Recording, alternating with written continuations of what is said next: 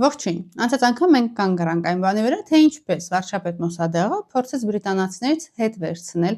իրանական նավթը։ Եվ այստեղ պետք է նաև խոսենք Մոսադեղի եւ երիտասարդ շահ Մոհամմեդ Ռեզա Փահլավի հարաբերությունների մասին։ Սկզբում շահը փորձեց համագործակցել Մոսադեղի հետ, բայց Մոսադեղը որպես քաղաքական գործիչ շատ ավելի կայացած էր, վայելում էր ժողովրդի աջակցությունը եւ համոզված էր, որ Իրանը պետք է դառնա ինքնիշխան։ Մոսադեղը ձգտում էր նվազեցնել շահի դերը եւ ամրապնդել երկրի դեմոկրատական ինստիտուտները, ինչը, ինչպես գուշակում եք, շահին դուր չէր գալիս։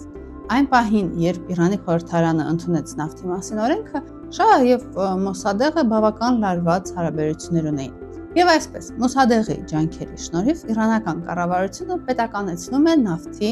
արդյունաբերությունը։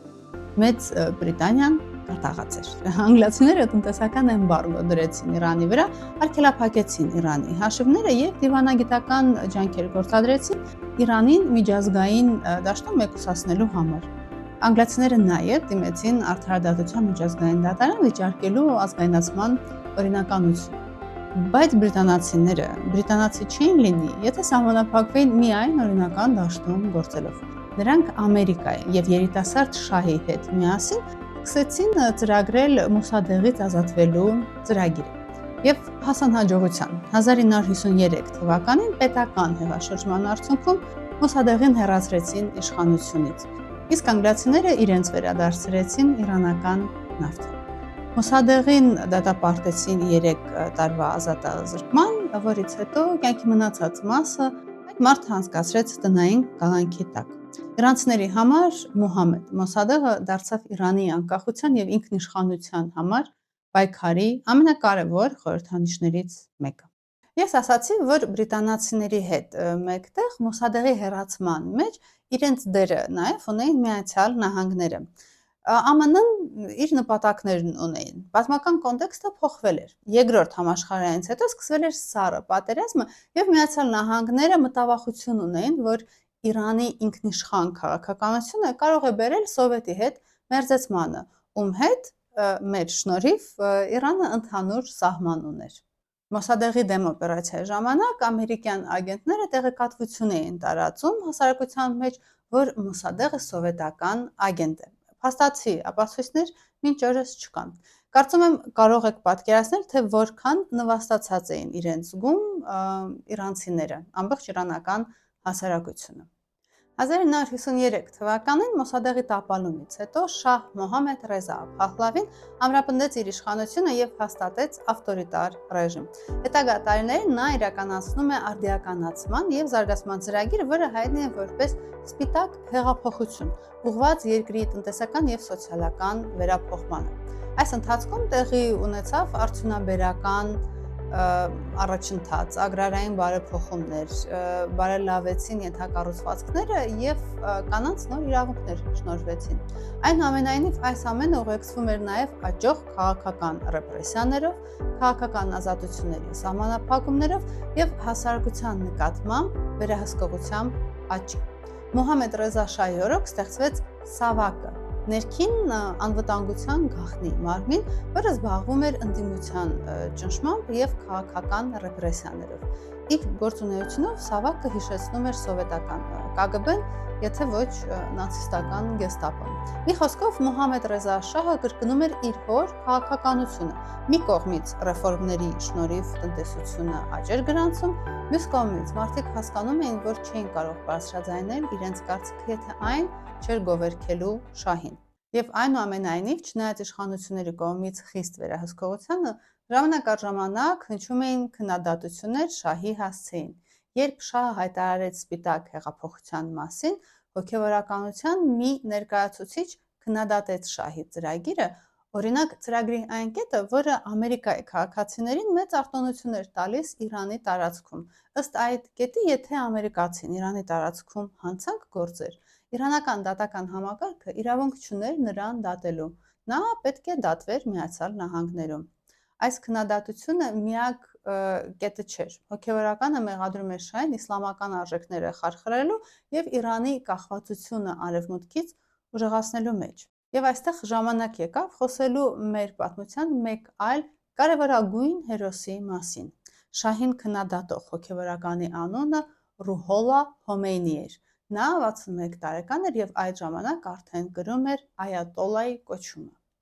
Այատոլլան շիա իսլամի բարձրագույն կրոնական կոչումն է, որը շնորհվում է գիտնականների եւ հոգևոր առաջնորդների, ովքեր իսլամական իրավունքի, աստվածաբանության եւ փիլիսոփայության փայլուն մասնագետ են։ Թվարկած ոլորտներից ես կուզենայի մի փոքր ավելի խոսել իսլամական իրավունքի մասին։ Շիա իսլամում հոգևորականները կատարում են նաեւ դատավորի գործառույթ։ Նրանք վճիռ են կայացնում հիմնվելով Ղուրանի եւ այլ սուրբ գրերի իրենց մեկնաբանության վրա։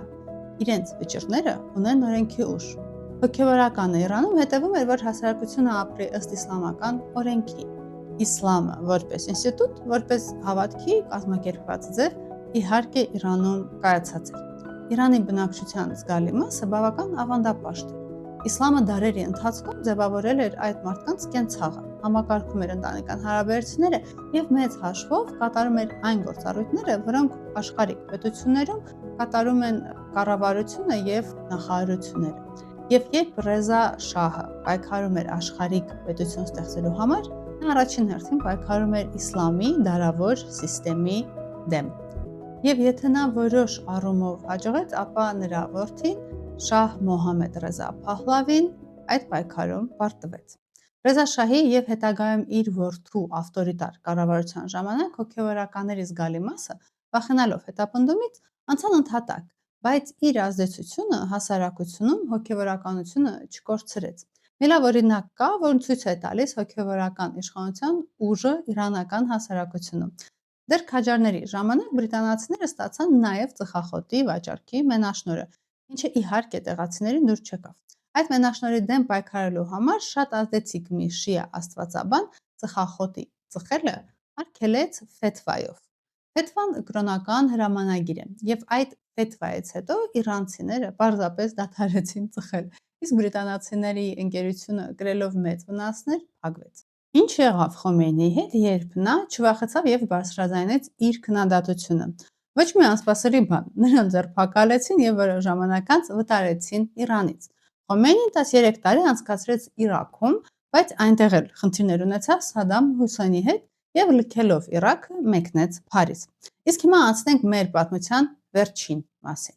Մոհամմեդ Ռեզան իշխանության վերջի տարիներին շարունակում էր իր ավտորիտար քաղաքականությունը, իսկ գաղտնի ոստիկանությունը վերահսկում էր գրեթե ամեն ինչ։ Շահի անցկացրած բարեփոխումները չտվեցին տնտեսական զգալի արդյունք։ Տնտեսությունը չէր դիվերսիֆիկացվել եւ նավթը, ավելի ճիշտ այն տոկոսը, որն Իրանը ստանում էր բրիտանացիներից, մնում էր եկամտի կարևորագույն աղբյուր։ Երբ նավթի գինը ընկնում էր, երկրում սկսվում էր ապրանքների մեծ դեֆիցիտ։ Բայց ամենաշատ քննադատությունը հնչում էր իհարկե շահի ավտորիտար ռեժիմի հանդեպ։ Շահը զգում էր երկրի ներսում այդ քննադատական ալիքի աճը, բայց նա թերագնահատեց հոգևորականության դերը եւ պոտենցիալը։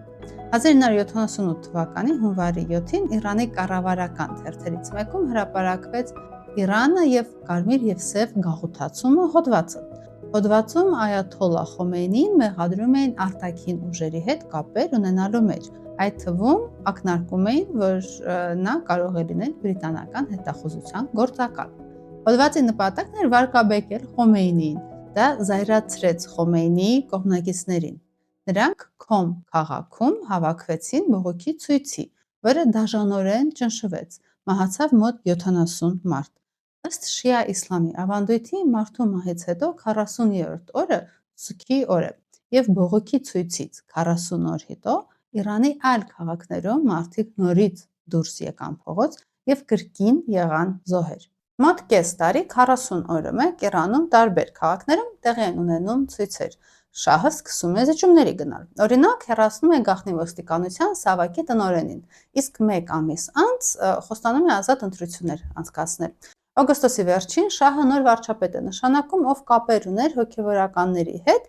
նա հույս ուներ, որ դա կօգնի հաշտությանը, բայց արդեն ուշ էր։ Սեպտեմբերին Թեհրանում տեղի ունենում մեծ հանրահավաք, որը կրկին ճնշվում է։ Ըստ տարբեր աղբյուրների, այդ հանրահավաքի ճնշման արդյունքում մահացավ 5000-ից ավել մարդ։ Շահը վերջին ուժերով փորձում է կանխել հեղափոխությունը։ Նա դիմում է ժողովրդին եւ ասում է, որ լսել է նրանց հեղափոխական ձայնը եւ խոստանում է խոսքի ազատություն եւ պայքար կոռուպցիայի դեմ։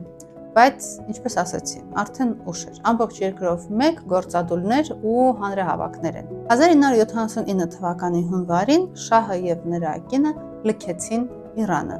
իսկ փետրվարին Իրան վերադարձավ Խոմեյնին։ Երբ նրան ինքնաթիռում հարցնում էին, թե ինչ է զգում նա վերադառնալով հայրենիք այսքան տարի անց, նա ասեց ոչինչ։ Այս հեղափոխությունը կոչվեց իսլամական, բայց ասել, որ դա կրոնի հեղափոխություն էր աշխարհիկ պետության դեմ, նշանակում է պատկերը շատ պարզեցնել։ Առհասարակ իսլամական հեղափոխության մեջ եթեները շատ են։ Եթե իրանական բանակը մարտունակ լիներ եւ կարողանար հետ մղել խորհրդային եւ բրիտանական զորքերը, պատմությունը այլ ուղղությամբ կընթանար եւ ով գիտե, միգուցե երկրորդ համաշխարհային պատերազմը այլ ելք ունենար։ Եթե Ռեզա շահը եւ նրա որդին չկարչեին իշխանությունից եւ կարողանային զիջել, ապա Մոսադեղը հնարավորություն կունենար Իրանը դարձնել իրական սահմանադրական երկիր։ Թեև մյուս կողմից էլ արդյոք Մոսադեղը կկարողանար պաշտպանել Իրանի անկախությունը, եթե Մեծ Բրիտանիան պատերազմ սկսեր նավթի համար, իսկ բրիտանացիք դրան ունակ էին։ Իրանական հասարակությունը հոգնել էր արևմուտքի նվաստացնող միջամտությունից։ Այդ հասարակությունը չզգաց կյանքի պայմանների բարելավում բոլոր բարեփոխումներից հետո։ Այդ հասարակությունը տեսնում էր, թե ինչպես է նավթային եկամուտի զգալի մասը գնում արևմուտք, իսկ երկրում մնացած եկամուտը ծախսվում էր բանակի եւ ոստիկանության վրա, այն ոստիկանության, որը վախի մշտական մթնոլորտ էր ստեղծել երկրում։ Կարող էր այս հեղափոխության արդյունքում աշխարհիկ իշխանություն գալ իշխանությանը։ Այո, իհարկե։ Բայց, ինչպես ասեցի, Փեհլևի տոհմի ավտորիտար քաղաքականությունը այլընտրանք չթողեց, իսկ հոգևորականությունը լավ կազմակերպված էր եւ դարերի պատմություն ուներ։ Իդեպ պետք է ասել, որ Ռեզա շահի կուռքերից մեկը Աթաթուրքը հասավ իր նպատակին։ Նա դարձրեց Թուրքիան աշխարհիկ պետություն, բայց Թուրքիան ոչ նավթ ուներ, որը նրան գրավիչ կդարձներ արևմտյան երկրների համար, ոչ էլ ընդհանուր սահման ԽՍՀՄ-ի հետ, որը սառը պատերազմի ժամանակ կարող էր Ամերիկայի ուշադրությունը հրավիրել իր վրա։ Բայց դա արդեն մեկ այլ պատմություն է։ Բաժանորդագրվեք եւ սիրեք պատմությունը։